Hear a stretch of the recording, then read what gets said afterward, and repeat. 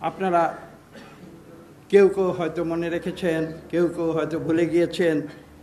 এই দিনটি কিন্তু আমাদের, বিশেষ করে আমার জীবনে ছিল অত্যন্ত গুরুত্বপূর্ণ, কারণ সেদিন আমার নিজের এলাকা নরসিংদী জেল, সেই জেল কারাগার ভেঙে সেখানে বিদ্রোহ হয়েছিল।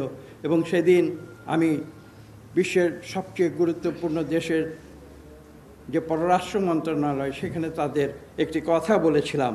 সে কথাটি ছিল এই, যে তোমরা হয়তো বুঝতে পারছো না, কিন্তু আমি কিন্তু বাংলাদেশে ফরাসি বিপ্লবের ইতিহাস, সেটা পুনরাবৃত্তি আমি কিন্তু দেখতে পাচ্ছি।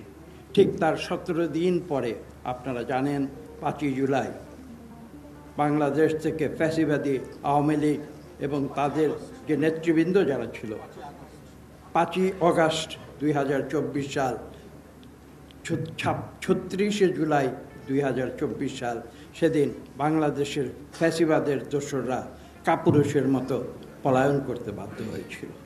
এবং সেই কথাটি আমি সেই নরসিংদীর যে কারাগারের যে বিদ্রোহ, সেই বিদ্রোহের আমি উদাহরণ দিয়ে আমি বিশ্বের বিভিন্ন দেশের কূটনীতিকদের বলেছিলাম যে তোমরা অনেক কিছু দেখতে পাচ্ছ না, কিন্তু আমরা কিন্তু বাংলাদেশে একটি পরিবর্তন আমরা দেখতে পাচ্ছি।